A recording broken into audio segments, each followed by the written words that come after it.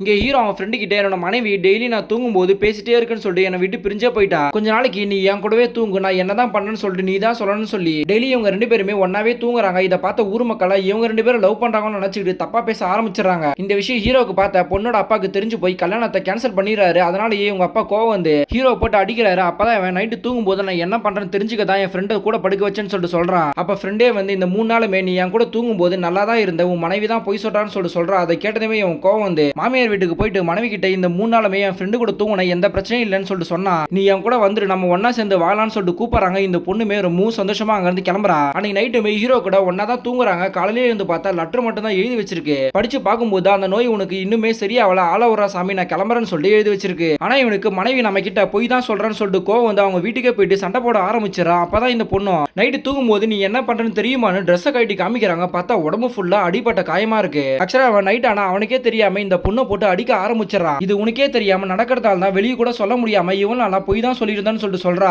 அதை கேட்ட ஹீரோட அப்பா ரொம்ப மனசு கஷ்டப்பட்டு ஹீரோவை கூட்டிட்டு போறாரு. ஆனா ஹீரோ அன்னைக்கு நைட்டு கல்யாணத்துக்கு வந்த போட்டோகிராஃபர் ஞாபகம் வந்து அவர் ஸ்டுடியோக்கே போயிட்டு இன்னைக்கு நைட்டு நான் இங்கேயே தூங்குறேன், நீங்க வீடியோ மட்டும் எடுத்துட்டாங்க என்னதான் நடக்குதுன்னு சொல்லிட்டு பாப்போன்னு வீடியோ எடுக்க வைக்கிறாங்க. பார்த்தா அடுத்த நாள் அந்த போட்டோகிராஃபரோட கால்லாம் உடஞ்சு போயிருக்கு. அந்த வீடியோ கொஞ்சம் பாருடான்னு சொல்லிட்டு கோவப்படுறாரு. பார்த்தா இவன் மிருக மாதிரி தூக்கத்துல இருந்து எழுந்து அந்த போட்டோகிராஃபரை போட்டு சம்மடி அடிச்சிட்டு இருக்கான். இதை பார்த்ததுமே தான் மனைவி எவ்வளவு கஷ்டப்பட்டிருப்பான்னு சொல்லிட்டு புரிய வருது. வீட்டுக்கு போறான். அப்பதான் அவங்க அம்மாவும் இவன் கிட்ட ஒரு உண்மையை சொல்றாங்க. ஆக்சுவலா இவன் சின்ன வயசுல இவங்க தங்கச்சி கூட விளையாடிட்டு இருக்கும்போது நாய்ங்களாம் வந்து கடிக்க வந்துடும். இவன் பயத்துல மரத்து மேல ஏறி கீழே விழுந்துடுறான். அதே டைம்ல இவன் தங்கச்சியை நாயெல்லாம் கடிச்சு ஹாஸ்பிட்டல் சேர்த்து இறந்து போறாங்க. அன்னிலிருந்து இவன் தங்கச்சியை காப்பாற்ற முடியலன்னு மனரீதியா பாதிக்கப்பட்டிருப்பான். அதனாலேயே நைட்டு தூங்கும் போதெல்லாம் கனவுல அவன் தங்கச்சியை காப்பாத்துற மாதிரி பக்கத்துல இருக்க எல்லாரையும் போட்டு அடிக்க ஆரம்பிச்சிடான். அதனாலதான் இவன் சின்ன வயசுல இருந்தே தனியாவும் படுக்க வச்சிருப்பாங்க. கல்யாணம் பண்ணி வச்சா எல்லாமே சரியாயிடுன்னு சொல்லி தான் கல்யாணமும் பண்ணி வச்சா. ஆனா இப்படி நடக்குன்னு சொல்லிட்டு நான் நினைக்கவே இல்லைன்னு சொல்லிட்டு ரொம்ப ஃபீல் பண்றாங்க.